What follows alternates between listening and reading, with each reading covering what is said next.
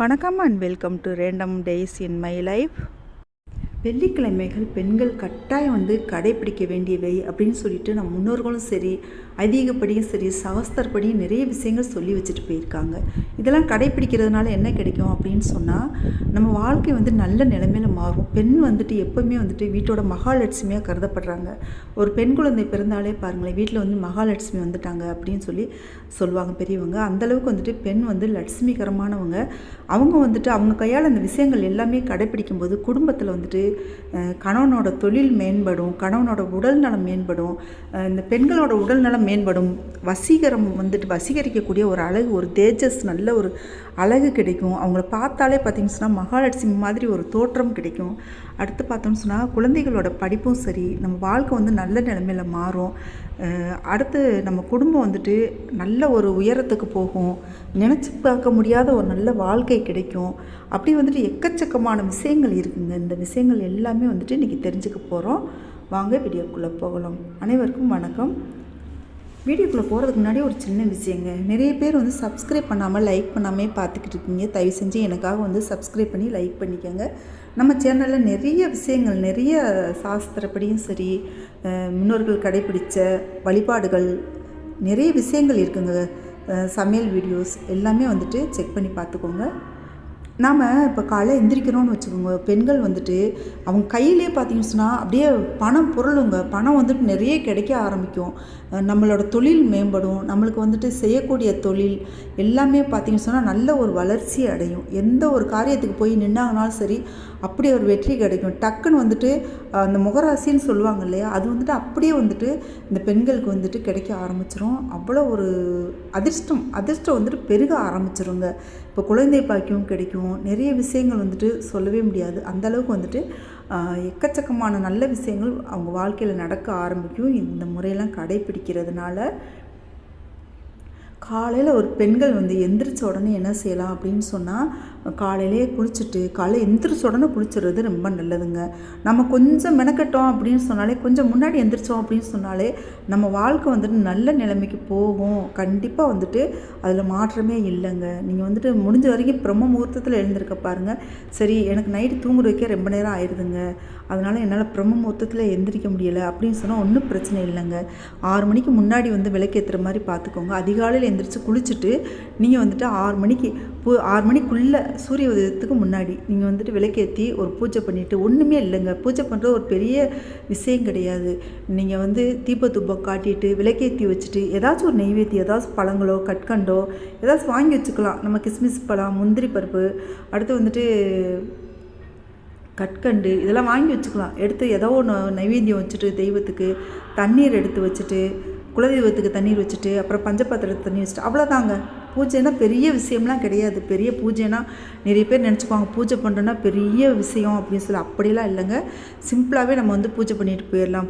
பூக்கள் இருந்துச்சு அப்படின்னு சொன்னால் சாமிகளுக்கு வச்சுட்டு, சின்ன சின்ன சிலைகள் இருந்துச்சு அப்படின்னு சொன்னால் தினமே கடைப்பிடிக்க வேண்டியதுன்னு சொல்லியிருக்கேன் இல்லையா பெண்கள். இதை செஞ்சு பாருங்கள். கட்டாயம் உங்கள் வாழ்க்கை வளமாகும். குடும்பத்தில் நல்ல விஷயங்கள் மட்டும்தான் நடக்கும். வேறு எதுவுமே எந்த ஒரு கஷ்டமும் உங்களை கிட்ட கூட நெருங்காதுங்க. இப்போ கிரக பயிற்சிகள் இருக்குது. கஷ்டப்படாத மனிதர்களே கிடையாது. உலகத்தில் மனிதராக பிறந்த எல்லாருக்குமே கஷ்டங்கள் வரதான் செய்யும். ஆனால் அந்த கிரக பயிற்சினால ஒவ்வொரு கிரக பயிற்சிகளுக்கும் தகுந்த மாதிரி நம்ம வாழ்க்கையில் கஷ்டங்கள் வரும். நல்லதும் நடக்கும், கெட்டதும் நடக்கும். அந்த நல்லது மட்டுமே நடக்கும். நீங்கள் இந்த மாதிரிலாம் செஞ்சீங்க அப்படின்னு சொன்னால் கெட்டது விலகி போயிடுங்க.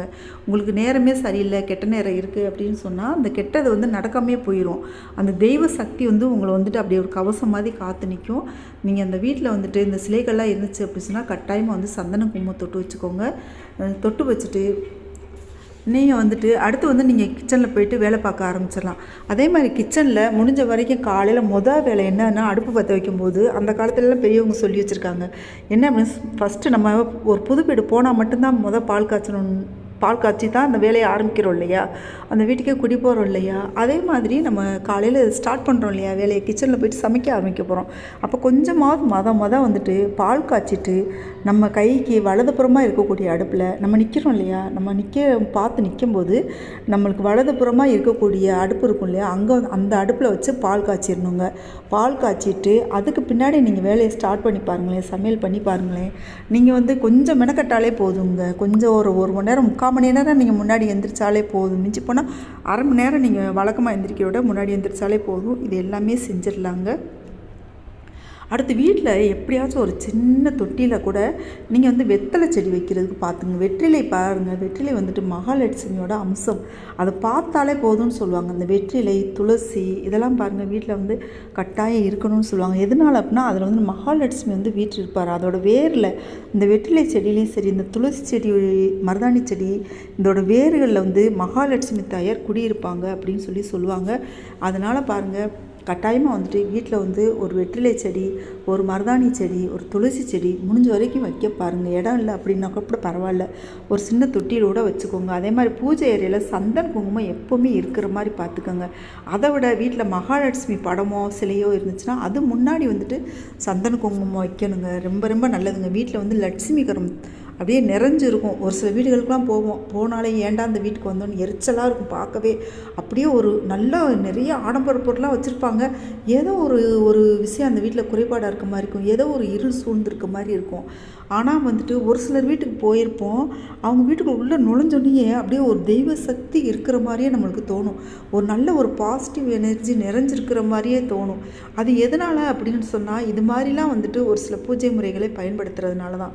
நான் அந்த ஒரு விபூதி காட்டில இது என்ன விபூதி அப்படின்னு சொன்னால் குலதெய்வ விபூதி. எப்போயுமே உங்களோட பூஜை அறையில் கொஞ்ச நாள் குலதெய்வ விபூதி இருக்கிற மாதிரி பார்த்துக்குங்க. அதே மாதிரி சந்தன குங்குமம் கட்டாயமாக இருக்கணுங்க. இந்த சந்தன குங்குமம் இருக்க இடத்துல மகாலட்சுமி தாயார் கட்டாயம் இருப்பாங்க.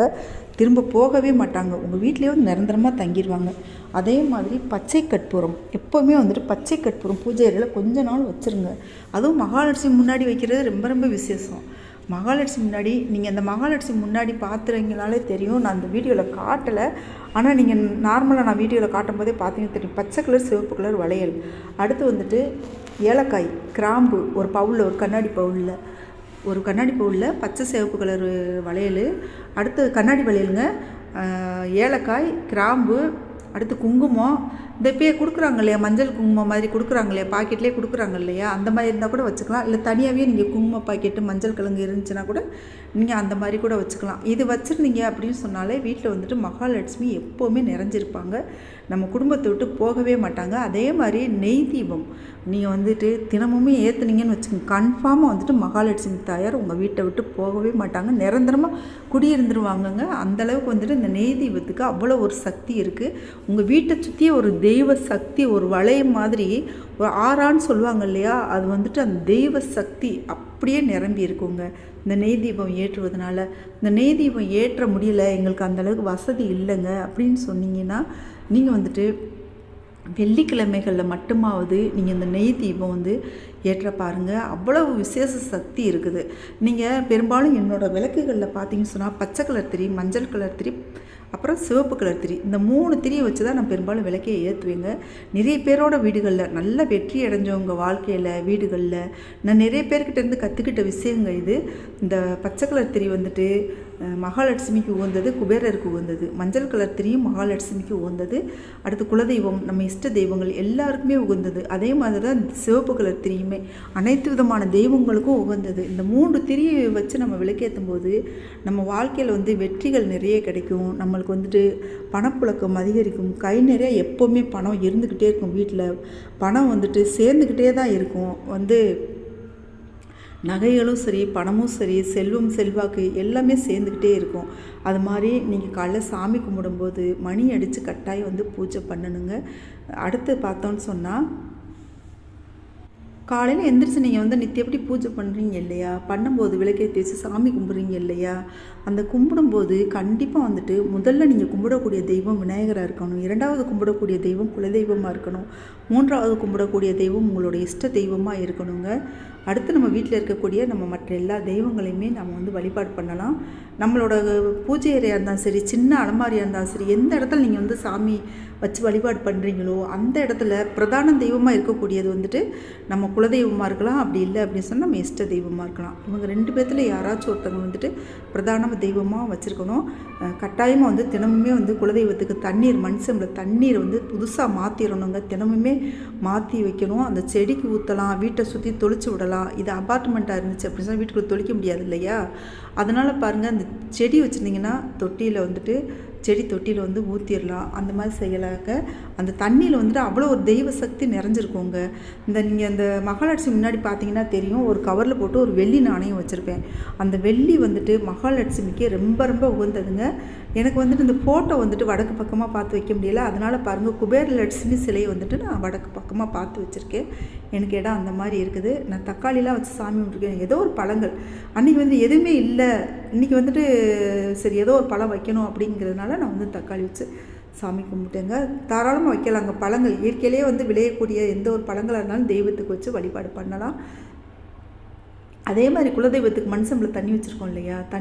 தண்ணீரில் வந்துட்டு ஒரு பிஞ்ச் அளவுக்கு முடிஞ்சால் வந்துட்டு பச்சை கற்பூரம் போட்டு வைக்கலாம். பூக்கள் இருந்துச்சுனாக்கா கட்டாயமாக வந்துட்டு பூக்கள் வச்சு வழிபாடு பண்ணலாங்க. உங்கள்கிட்ட பூக்கள் கிடைக்கல அப்படின்னு சொன்னால் அட்சதையை ரெடி பண்ணி வச்சுக்கோங்க. அட்சதையை வந்துட்டு ஒவ்வொரு தெய்வத்துக்கு வந்து போடலாங்க. இந்த மாதிரி நீங்கள் வழிபாடு பண்ணிட்டு வந்தீங்க அப்படி சொன்னால் கட்டாயமாக மகாலட்சுமி உங்கள் வீட்டிலேயே தங்குவாங்க. உங்களுக்கு வந்துட்டு நினைக்கக்கூடிய ஒரு கனவுன்னு நினச்சிக்கிட்டு இருக்கக்கூடிய வாழ்க்கை வந்து கிடைக்குங்க. இப்படிப்பட்ட ஒரு வாழ்க்கை நம்மளுக்கு கிடைக்குமா அப்படின்னு சொல்லி நீங்கள் ஏங்கிட்டு இருந்த உங்களோட நல்ல ஒரு கனவு எல்லாமே வந்து நிறைவேறும். அடுத்து பார்த்தோன்னு சொன்னால் எல்லா விஷயங்களையுமே நல்ல விஷயங்கள் மட்டும்தான் நடக்கும். நம்மளுக்கே இப்போ ஒரு கெட்ட நேரம் இருக்குதுன்னு வச்சுக்கோங்க, அதை வந்து விலக்கி விட்டுரும். இந்த முறைகள் எல்லாம் நீங்கள் வந்து பயன்படுத்திட்டு வந்தீங்க அப்படின்னு சொன்னால் அந்த கெட்ட நேரமே வந்துட்டு நம்மளை விட்டு விலகி போயிருங்க. அந்த இடத்துக்கு வந்துட்டு அந்த நேரத்துக்கு நம்மளை போக விடாமல் நம்மளை வந்து தடுத்து நிறுத்திடும். அவ்வளோ ஒரு பவர் இருக்குங்க. அதுவும் பெண்கள் வந்துட்டு இந்த வெள்ளிக்கிழமைகள் இது பண்ணக்கூடிய விஷயங்கள் பார்த்திங்கன்னு சொன்னால் அவ்வளோ ஒரு நல்ல வாழ்க்கையில் உங்களுக்கு எல்லாமே வெற்றிகளாக கிடைக்கும். அதே மாதிரி வெள்ளிக்கிழமையிலையும் சரி மற்ற நாட்களையும் சரி நல்லெண்ணெய் அப்படி இல்லை அப்படின்னு சொன்னால் நெய், இந்த 2ஐ தவிர வேறு எதையும் வச்சு நீங்கள் விளக்கேற்றவே கூடாதுங்க. ஒரு சிலர் தெரியாமல் நிறைய வீடியோக்கள் நானும் சொல்லியிருக்கேன், நிறைய பேரும் சொல்லியிருக்காங்க. இந்த கடைகளில் ரெடிமேடாக கிடைக்கிது தீபம் விற்றும் எண்ணெய்ன்னு சொல்லிட்டு அதெல்லாம் வாங்கி நீங்கள் விளக்கி ஏற்றக்கூடாதுங்க. உங்களுக்கு நல்லது நடக்கிறதுக்கு பதிலாக கஷ்டங்கள் தாங்க கிடைக்கும். அந்த மாதிரிலாம் நீங்கள் செஞ்சீங்க அப்படின்னு சொன்னால் நீங்கள் உங்களால் முடிஞ்ச வரைக்கும் வந்துட்டு கொஞ்சம் நேரம் எரிஞ்சாலும் சரி, குறைஞ்சது ஒரு அரை மணி நேரமாச்சும் வந்து விளக்கு எரியணுங்க. அந்த தீபம் வந்து ஏற்றும் போது ஒரு அரை மணி நேரமாச்சும், நிறைய எண்ணெயெல்லாம் எங்ககிட்ட இல்லைங்க, அதனால் இது விலை அதிகமாக இருக்குது அப்படின்னு நினச்சி ஒரு அரை மணி நேரமாச்சும் விளக்கு ஏற்றி வச்சுட்டு அதுக்கு பின்னாடி விளக்கு வந்து குளிர பண்ணிடுங்க. அதிகபட்சம் நம்ம எவ்வளோ நேரம் வேணாலும் வந்து விளக்கு ஏற்றலாங்க. வெள்ளிக்கிழமைகளில் நம்ம வீட்டுக்கு வரக்கூடிய சுமங்கலிகள் யாராக இருந்தாலும் சரி தண்ணீர் கொடுக்காமல் அனுப்பிடாதீங்க. கட்டாயம் வந்துட்டு தண்ணீர் கொடுக்காம வந்துட்டு நம்மளுக்கு வசதி இருந்துச்சு அப்படின்னு சொன்னால் அவங்களுக்கு எதாவது சாப்பிட கொடுக்கலாம். நம்ம வீட்டில் ஏதாவது சாப்பாடு இருந்துச்சு அப்படின்னு சொன்னால், இல்லை அப்படின்னு சொன்னால் கண்டிப்பாக வந்துட்டு தண்ணீர் நிறைஞ்ச செம்பில், அதாவது குறைய கொடுக்கக்கூடாதுங்க, செம்பு நிறைய வந்துட்டு இந்த தண்ணீர் கொடுத்து அவங்கள உட்கார வச்சு அவங்களுக்கு குடிக்க வச்சது அதுக்கு பின்னாடி அனுப்பணுங்க. அதே மாதிரி உங்கள் வீட்டில் ப்ளவுஸ் பிட்டோ இல்லை ஏதோ இருந்துச்சு அப்படின்னு சொன்னால், உங்களுக்கு இருந்துச்சு அப்படின்னு சொன்னால் கட்டாயம் கிடையாது, இது இருந்துச்சுன்னா நீங்கள் ஒரு ப்ளவுஸ் பிட்டு வச்சு அதில் வந்துட்டு மஞ்சள் குங்குமம் வச்சு பச்சை கலர் சிவப்பு கலர் வளையல் வந்து வாங்கி வச்சுக்கோங்க. நிறைய பேர் வீட்டில் இதை வந்து கடைப்பிடிக்கிறாங்க. இது வந்து கொடுக்குறோன்னா நம்மளுக்கு பல மடங்கு வந்துட்டு அந்த மங்களம் பெருகும் பாருங்கள், அந்த செல்வம் பெருகும். இது வந்துட்டு ஒரு சுமங்கலி பெண்ணுக்கு நம்ம கொடுக்கக்கூடிய இந்த விஷயம் வந்துட்டு நம்மளுக்கு பல மடங்கு திரும்ப கிடைக்குங்க. அதே மாதிரி வயதில் மூத்த பெண்கள் வந்தாங்க அப்படின்னு சொன்னால், சுமங்கல் இல்லாத பெண்கள் வந்தாங்க அப்படின்னு சொன்னால் அவங்கக்கிட்ட நீங்கள் வந்து ஆசீர்வாதம் வாங்கிக்கோங்க. அவங்க கையால் வந்துட்டு விபூதி பூச்சி விட சொல்லலாம், குங்குமம் வச்சு விட சொல்லலாம். அதுவும் இந்த வெள்ளிக்கிழமையில் எந்த ஒரு பெண் ரூபத்தில் வரக்கூடிய விஷயம் பார்த்திங்கன்னா தெய்வமே நம்ம வீட்டுக்கு வந்து நுழையுதுன்னு சொல்லுவாங்க. அவங்க நமக்கு பிடிச்சவங்களா இருந்தாலும் சரி பிடிக்காதவங்களா இருந்தாலும் சரி கட்டாயமாக வந்துட்டு இதை செய்யுங்க. அவங்கக்கிட்ட வந்துட்டு மனசு போனாமல் நடந்துக்கோங்க. இந்த பதிவு உங்களுக்கு பிடிச்சிருந்துச்சுன்னா லைக் பண்ணி சப்ஸ்கிரைப் பண்ணிக்கோங்க. உங்களோட மேலான கருத்துக்களை கமெண்ட்டில்